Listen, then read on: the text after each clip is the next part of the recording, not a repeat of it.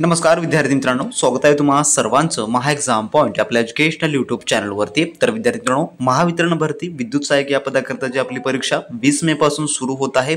त्या अनुषंगाने आपल्याकडे परीक्षेचे काही शेवटचे शिल्लक दिवस उर्वरित राहिलेले आहेत आपल्याकडे परीक्षा पूर्व तयारीसाठी। तर आपण त्या उद्देशानेच या परीक्षेच्या अंतिम दिवसांमध्ये जे आहे जे काही परीक्षाभिमुख अशी परिपूर्ण जी प्रश्न परीक्षेमध्ये येऊ शकतात आणि IBPS ज्या प्रश्नावर फोकस करत असते असे प्रश्न आपण आजच्या व्हिडिओमध्ये घेऊन आलेलो आहोत। तर व्हिडिओ मित्रांनो खूप इम्पॉर्टंट आहे जर तुम्ही या परीक्षेची तयारी करत असाल आणि जर तुम्ही आपले अजूनही मागील व्हिडिओचे पार्ट पाहिले नसाल तर तुम्ही ते देखील पाहून घ्या। त्या देखील सर्व व्हिडिओची लिंक तुम्हाला खाली डिस्क्रिप्शन बॉक्समध्ये मिळणारी असेल किंवा जी आपली महावितरण विद्युत सहाय्यकची स्पेशली प्लेलिस्ट आहे तुम्ही तेथून ते देखील संपूर्ण व्हिडिओ पाहून घ्या, कारण का त्यामध्ये आपण जो तुमचा महावितरण विद्युत सहाय्यकचा अभ्यासक्रम आहे तो आपण परिपूर्ण कव्हर केलेला आहे। तर मित्रांनो पाहू आपल्याच्या व्हिडिओमधील काही महत्त्वपूर्ण प्रश्न। तर यामधला आपला प्रश्न क्रमांक 1 असा आहे जो की प्रश्न पहिला, ज्यामध्ये मूव्हिंग आयरन मीटर मध्ये डॅश डंपिंग वापरतात तर कोणती डंपिंग वापरतात? तर याचं उत्तर आहे ऑप्शन नंबर 1 जे की इंडक्शन। तर इंडक्शन डंपिंग वापरतात जे काही मूव्हिंग आयरन मीटर मध्ये। ऑप्शन नंबर 1 या ठिकाणी या प्रश्नाचं उत्तर होणार असेल। त्यानंतरचा प्रश्न 2 आपला असा आहे, 40 वॅटच्या ट्यूबची लांबी डॅश फूट आहे तर किती फूट आहे 40 वॅटच्या ट्यूबची लांबी? तर याचं उत्तर आहे ऑप्शन नंबर 4 जे की 5 फूट एवढी आहे 40 वॅटच्या ट्यूबची लांबी। ऑप्शन नंबर 4 या ठिकाणी या प्रश्नाचं उत्तर होणार असेल। तर बरेच विद्यार्थी जे आहे जे की आपल्या क्रॅश कोर्स संदर्भामध्ये विचारणा करत होते, तर आपला क्रॅश कोर्स जे आहे आता कमी प्राइस मध्ये देखील आपण आता उपलब्ध करून दिलेला आहे, ज्याची प्राइस आपण 800 रुपये मागे ठेवली होती ती जी आहे आता तुम्हाला फक्त 500 रुपयाच्या प्राइस मध्ये अवेलेबल करून देण्यात येत आहे। तर ज्या विद्यार्थ्यांना या शेवटच्या 7 किंवा 8 दिवसांमध्ये चांगली प्रिपरेशन करायचं आहे, ज्यांना किंवा एक्झाम भिमुख असे प्रश्नांचा परिपूर्ण किंवा तंतोतंत अभ्यासक्रम पूर्ण करायचा असेल असे विद्यार्थी जे आहे आपल्या व्हॉट्सअप सेलरला मेसेज करून ते सर्व काही क्रॅश कोर्स फक्त 500 रुपयामध्ये तुम्ही घेऊ शकता। हा ऑफर फक्त तुम्हाला 3 दिवसाकरता असणार आहे आणि हे जे प्रश्न आहेत तुम्हाला विद्युत सहाय्यक महापारेषण व महावितरण या दोन्हीसाठी उपयोगी पडणारे आहेत, कारण का त्यामध्ये आपण जो आपला 2000 प्रश्नांचा तांत्रिकी प्रश्न संच व नॉन टेक्निकल मध्ये जो मला मॅथ, रिझनिंग, मराठी ग्रामर हे जे अभ्यासक्रम आपण तुम्हाला रिक्रूट करून दिलेला आहे जे 100% तुमच्या परीक्षेमध्ये हेल्पफुल ठरणार असेल। ज्यांना कोणाचा अभ्यास झाला नसेल त्यांनी आपल्या नक्की व्हॉट्सअप सेलरला मेसेज करून घ्या।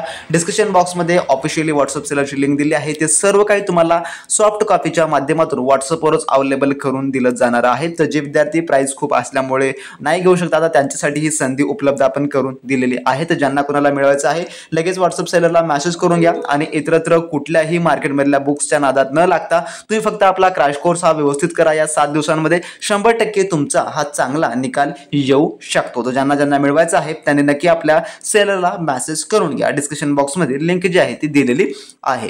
त्यानंतर आपला प्रश्न 3 असा आहे, ज्या ट्रान्सफॉर्मर मध्ये लॉसेस असतात त्याला डॅश म्हणतात किंवा त्याला म्हणतात काय म्हटलं जातं? तर याचं उत्तर आहे ऑप्शन नंबर 4 जे की आयडियल ट्रान्सफॉर्मर असं जे आहे ते म्हटलं जातं। त्यानंतरचा प्रश्न 4, सर्वसाधारणपणे डिस्ट्रीब्युशन ट्रान्सफॉर्मरचे प्रायमरी व सेकंडरी कनेक्शन डॅश व डॅश पद्धतीने करतात तर कोणत्या? तर याचं उत्तर आहे ऑप्शन नंबर 3 जे की डेल्टा व स्टार पद्धतीने करतात। ऑप्शन 3 या ठिकाणी याचं उत्तर होणार असेल। त्यानंतर प्रश्न 5, AC एनर्जी मीटर्स डॅश या तत्वावर कार्य करतात तर कोण्या?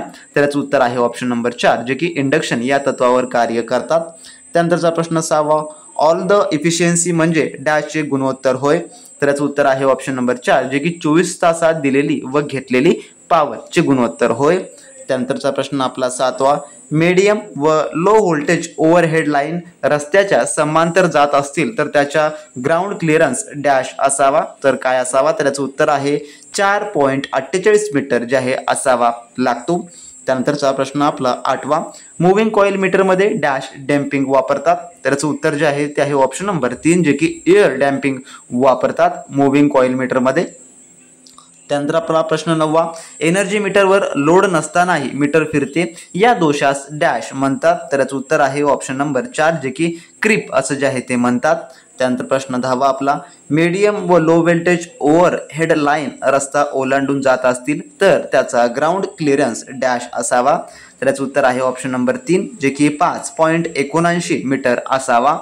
त्यानंतरचा प्रश्न आपला 11, फ्लोरोसेंट ट्यूब ए नाव डॅश मुळे पडलेले आहे तर याचं उत्तर आहे ऑप्शन नंबर 3 जे की ट्यूबच्या आतून फ्लोरोसेंट पावडर कोटिंग केल्यामुळे पडलेलं आहे। त्यानंतरचा प्रश्न आपला 12वा, इन्सुलेटर्स डॅश पासून बनवतात, तर कशापासून बनवतात? तर याचं उत्तर आहे ऑप्शन नंबर 3 जे की पोर्सलिन यापासून जे आहे इन्सुलेटर्स हे बनवतात. तर आपण आपल्या तांत्रिकीमध्ये जे A to Z तुमचे तांत्रिकीचे प्रश्न आहेत ते आपण कव्हर करून दिले आहे अभ्यासक्रमाला अनुसरून.